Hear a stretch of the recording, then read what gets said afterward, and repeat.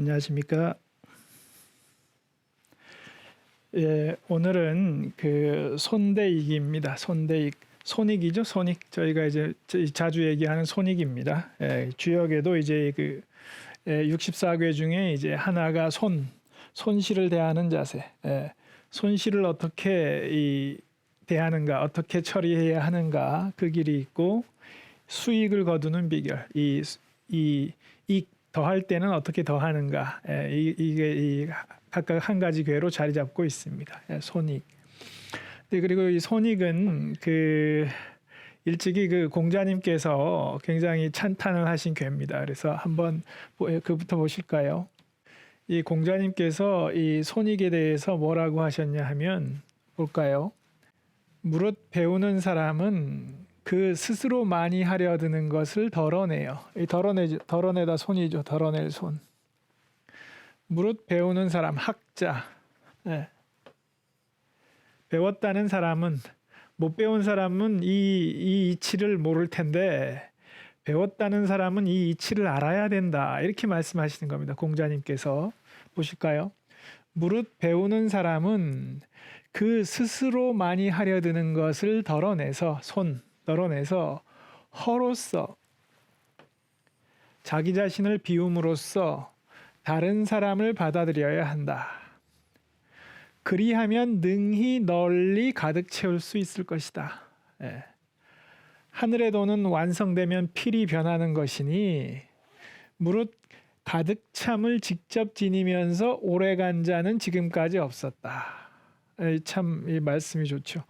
무릇 가득 참을 직접 지니면서 오래간 사람이 지금까지 없었다는 것입니다. 그래서 공자님께서 지금 뭐라고 말씀하시냐 하면 손괴에 담겨 있는 이 이치는 성공을 오래가게 하는 비결이다. 이렇게 말씀하시는 겁니다. 여러분도 그 성공에 뭐냐면 성공하는 사람들이 있습니다. 그런데 그 성공이 오래가는 사람은 드뭅니다. 반짝 성공을 해도 금방 무너지는 경우가 많습니다. 그래서 지금 공자님 뭐라고 말씀하시냐면 이 손괴 안에 성공을 오래도록 유지하는 비결이 담겨 있다. 이렇게 말씀하시는 겁니다. 이 얘기가. 근데 요체는 뭐냐? 가득 참을 직접 지니면서는 오래갈 수 없다는 겁니다. 그렇게 가득 참을 직접 지닌 사람이 오래가는 것을 지금까지 내 보지를 못했다. 이런 거죠. 뭐냐면 그러면 어떻게 하면 능히 성공을 오래가게 할 수 있느냐. 공자님께서 말씀하고 계시죠. 그 차고 빔을 조절해서 자기 스스로 가득 채우려 하지 않아야 능히 오래갈 수 있는 것이다. 이렇게 말씀하고 계십니다. 이게 아주 중요한 핵심인데 지금 방송 보시는 분들 중에서도 성공을 하시고 싶은지 그리고 그 성공을 오래도록 유지하고 싶다면 정말 명심하셔야 됩니다. 탁월한 통찰이라고 생각이 됩니다. 뭐냐면 자기 스스로 가득 채우려 하지 않아야 능히 오래갈 수 있다는 것이죠. 그래서 이 말씀이 이 손괴 안에 어디에 담겨 있는지 그러면 한번 이 공자님 말씀 가르치심을 염두에 두고 손괴를 한번 같이 보시겠습니다. 손대익 먼저 궤상을 한번 보시겠는데요. 이쪽이 손이고 이쪽이 익입니다. 그래서 손괴는 하괴가 태괴입니다. 태괴. 상괴는 간이죠. 간. 뭐냐면 하괴는 벗어남입니다. 벗어남. 뭐냐면 그리고 먼저 말씀드릴 것은 손과 익이 놓여 있는 순서입니다. 저희가 이 손괴 앞에 뭐가 있었냐 하면 해괴가 있었습니다. 풀해자. 지난 시간에 한 건데 뭐냐면 이 가족의 공동체, 조직 안에 이 서로 다른 의견 때문에 다툼이 있을 때 그 다툼을 해결하기 위해서 그 기존의 그 어떤 엄정했던 그 가족의 그 규범을 완화시켜준, 풀어주는 게 해의 길이었습니다. 풀해자죠, 풀해자. 그래서 그 다툼을 해결하기 위해서 그 규범을 느슨하게 풀어줬죠. 근데 그렇게 규범을 느슨하게 풀어준 다음에 손과 익이 나옵니다. 그래서 이 손은 뭐냐 하면 그렇게 이 가족 공동체, 조직의 그 규범을 느슨하게 풀어줬더니 그 조직의 규범을 어기는 사람들이 나온다는 것입니다. 예. 그렇게 그 규범을 어기는 사람들이 나왔을 때 이 사람들을 덜어내라는 것입니다. 예. 그래서 이 주역의 그 손괴의 기본적인 가르침은 기본적으로는 사람입니다. 사람을 덜어내는 것입니다.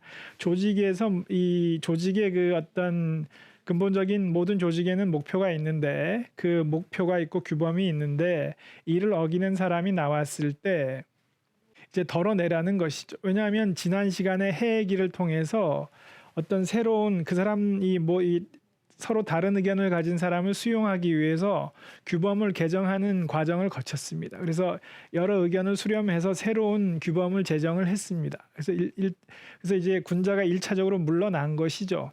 근데 이렇게 새로운 규범을 제정했음에도 불구하고 이것조차도 그 받아들이지 않고 자기 고집을 피우는 사람들이 있다면 이제는 더 이상 방법이 없기 때문에 그 사람들은 빼라는 것입니다. 예. 그게 손입니다. 손. 예.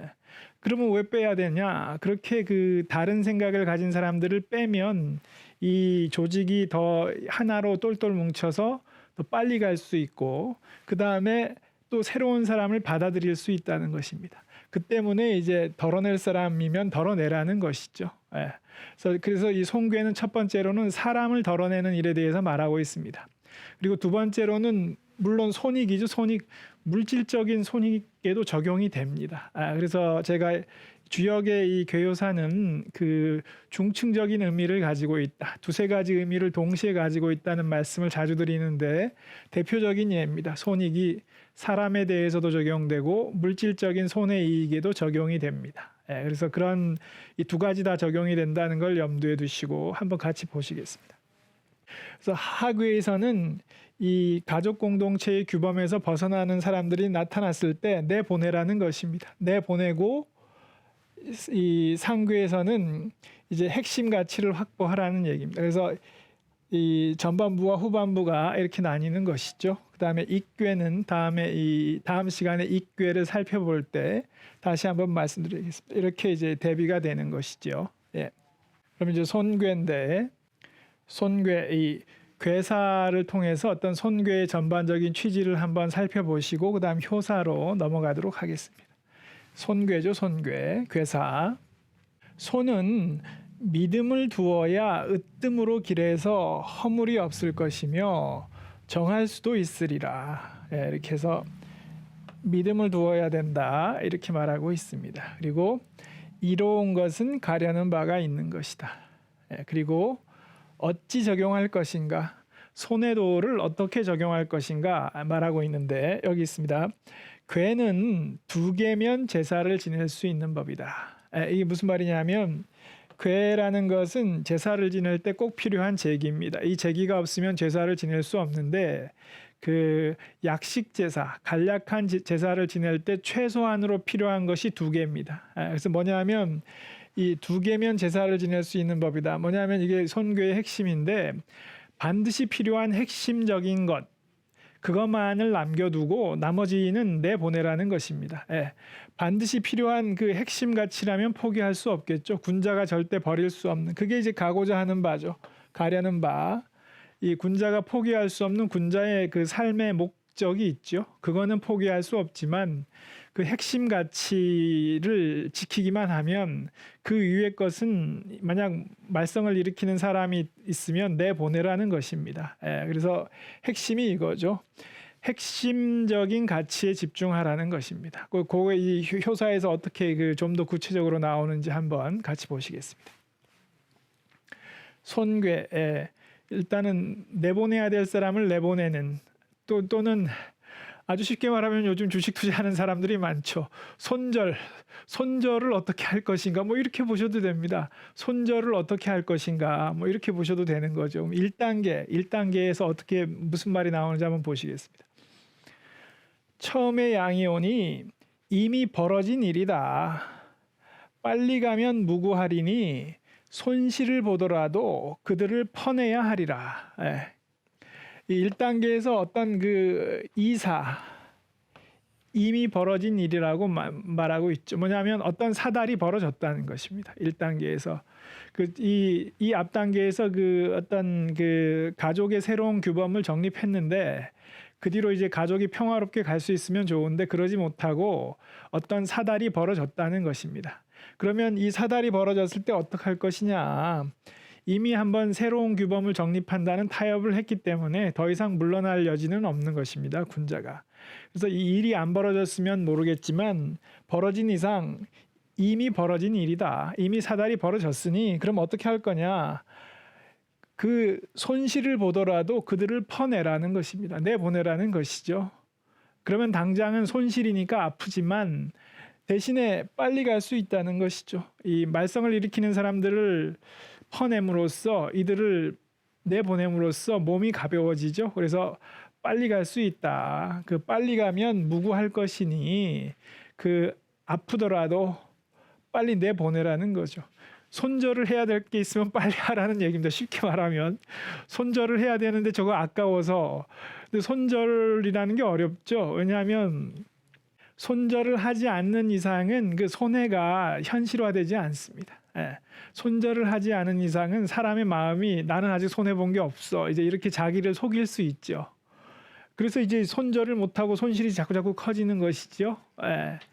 그러면 안 된다는 거죠. 이 손실을 보더라도 손절해야 될 게 있으면 빨리 손절하라는 얘기입니다. 그러면 몸이 가벼워져서 빨리 갈 수 있는 장점이 있기 때문에 허물이 없을 것이다. 잘라야 될 거면 빨리 잘라라. 이제 이렇게 조언하고 있는 것이죠. 이 손절을 할 때 1단계 이 첫 번째 주는 조언은 이겁니다. 잘라야 될 게 있으면 빨리 잘라라. 이렇게 말하고 있는 것이죠. 2단계죠. 2단계. 양이 두 번째 또 오니 이로운 것은 정하는 것이나 정하려 들면 흉하니 덜어내지 못하면 더해야 하리라. 그래서 1단계에서 한번 잘라냈죠. 그래서 2단계 양이 또 왔다는 얘기는 뭔가 잘라내야 될 일이 또 생긴다는 얘기입니다. 잘라내야 될 사람이 또 있다는 얘기죠. 그래서 이제 이때 이로운 것은 정하는 것인데 손해도에 맞게 그 잘라내야 될 사람이 또 나오면 또 자르라는 것입니다. 그러나 뭐라고 조언하냐 하면 정하려 들면 흉하다. 이 정하다는 얘기는 정복하다, 정벌하다 할 때 정의인데 바로잡기 위해서 어떤 좀 강제력을 쓰는 것입니다. 이렇게 하는 것은 흉하다. 왜냐하면 한번 이렇게 손절을 했죠. 연거푸 2번 손절하는 거는 무리가 있죠. 왜냐하면 조직에서 일종의 그 사람을 내보낼 때 한 번 내보내는 거는 또 내보낼 수 있는데 연거푸 또 내보낸다 이러면 조직 전체의 사기가 흔들리죠. 그래서 두 번째 내보내야 될 때 자연스럽게 내보낼 수 있다면 내보내는 게 맞지만 그게 이로운 것은 정하는 것이라는 말이죠. 자연스럽게 내보낼 수 있으면 뭐 내보내는 거 좋은데 만약 그게 자연스럽지 못하고 뭔가 좀 이 강제력이나 물리력을 써서 무리가 따르는 방식이라면 그렇게 해서 내보내는 건 흉하다. 그건 납득이 되죠. 조직 전체에 사기 문제가 있기 때문에. 그래서 만약 그렇게 해야 되는 경우라면 내보내지 말라는 것입니다. 그래서 덜어내지 못하면 그냥 더해서 가라. 그래서 취지는 뭐냐면 같은 행동을 연거푸하게 되면 좀 무리가 따르기 때문에 이 두 번째 손절해야 되는 경우 무리 없이 내보낼 수 있으면 내보내는 게 마땅하지만 그렇지 않고 무리가 따른다면 무리는 하지 말라는 것입니다. 리듬을 주는 것이죠. 강약 가장 바람직한 게 강약의 리듬입니다. 그래서 지금 1단계에 강하게 나갔기 때문에 2단계는 너무 강하게 무리하지 말라는 것입니다. 그 얘기를 하고 있는 것입니다. 그럼 3단계죠. 3단계에 뭐라고 나오냐면 음이 세 번째 오니 세 사람이 가면 한 사람을 덜어내게 되고 혼자서 가면 그 동물을 얻을 수 있으리라. 이 단순하면서도 참 멋진 말인데 세 사람이 길을 가면 한 사람을 덜어내게 될 것이다. 무슨 말이냐 하면 3인행이면 3인행 이러면 유명한 구절이 있습니다. 3인행이면 필요아사라. 세 사람이 길을 가고 있으면 그중에 나의 스승이 반드시 있다. 공자님의 말씀이죠. 그리고 이 주역에 세 사람이 또 나옵니다. 주역에 세 사람 어디서 나왔냐 하면 상경에서 수의 길, 그 어려움을 참고 견디는 길에서 나왔습니다. 거기서는 6단계에서 뭐냐면 부르지 않는 손님이 세 사람이 찾아옴이 있을 때 길하다고 했습니다. 거기서는 세 사람이 찾아오면 길했죠. 또 공자님이 세 사람이 길을 가고 있으면 그 중에 반드시 스승이 있다 이렇게 말씀하셨죠. 그 두 경우는 세 사람이 긍정적인 의미인데 여기서는 세 사람이 부정적인 의미가 되고 있습니다. 왜 그럴까요? 예. 경우가 다르기 때문입니다. 경우가 다른. 그러니까 공자님께서 세 사람이 길을 가고 있으면 그 중에 반드시 나의 스승이 있다. 이 얘기는 뭐냐면 이 3이라는 숫자는 다양성을 상징합니다. 다양성. 예. 세 사람이라는 거는 다양한 사람이 있다는 얘기죠. 예. 실제로 재밌는 게 이 3이라는 숫자가 갖는 그 이 마력이 있습니다. 3. 뭐냐면 심리 실험에서도 많이 나오는데 뭐냐면 이 사람이 길을 가는데 앞에서 누군가 이렇게 하늘을 보고 있다. 한 사람이 보고 있으면 사람들이 그냥 저 사람 뭐 하나 이러고 그냥 갑니다. 그리고 두 사람이 보고 있다. 두 사람이 보고 있어도 뭐 하는 거지 하고 그 사람들이 그냥 지나갑니다. 근데 세 사람이 보고 있다. 사람이 그냥 지나치지 못하고 똑같이 본다는 것입니다. 실험을 하면 반드시 이렇게 나옵니다. 유명한 실험입니다. 그 얘기는 뭐냐면 사람이면 누구나 세 사람이 있으면 이게 뭔가 세 사람이 일치된 행동을 하고 있으면 뭔가 이게 중요한 의미가 있다라고 무의식 중에 느낀다는 것입니다. 예. 근데 그게 주역에서도 그래서 세 사람인데 3인행 세 사람이 길을 가고 있으면 반드시 스승이 있다. 뭐냐면 세 사람의 지혜가 모이면 그 안에 반드시 배울 게 있다는 얘기죠. 예. 그렇게 해서 이 세 사람은 다양성을 상징합니다. 그래서 그 수의 길에서 세 사람이 찾아오면 길하다는 건 뭐냐 하면 이 군자의 행동이 옳은 것이기 때문에 많은 다양한 지지자들이 나타난다는 상징이 세 사람이 찾아오는 것입니다. 근데 그러면 여기서는 왜 세 사람이 길을 가면 한 사람을 덜어내게 되느냐? 이게 이해가 중요한데 왜냐하면 지금 이게 가족이라는 공동체이기 때문입니다. 가족 공동체는 공동 운명체지요. 공동 운명체는 하나로 똘똘 뭉칠 수 있어야 합니다. 그렇죠. 이 가족이라는 이 공동 운명체는 죽어도 같이 죽고 살아도 같이 사는 그 생사의 공동체인데 의견이 하나로 통일돼 있어야 합니다. 예. 그렇기 때문에 가족 안에 세 사람이 있으면 곤란합니다. 그러니까 가족 안에 세 사람이 있다는 얘기는 뭐냐 하면 가족 안에서 의견이 하나로 통일되지 못하고 중구난방으로 나뉜다는 얘기입니다. 다양성을 상징하기 때문에 가족 공동체는 그 한 가지로 의견이 통일되어 있어야 한다는 얘기죠. 예. 그 때문에 가족 공동체가 세 사람이 길을 가듯이 그렇게 가면 반드시 분란이 생겨서 한 사람을 덜어내게 될 것이다. 이렇게 말하는 것이죠. 예. 그럼 반대로 한 사람이 길을 가면 그 동물을 얻을 수 있으리라. 뭐냐면 볼까요? 세 사람이 길을 가면 한 사람을 덜어내서 둘이 된다는 얘기죠. 그리고 한 사람이 길을 가면 동물을 얻을 수 있으리라. 역시 둘이 된다는 얘기죠. 예.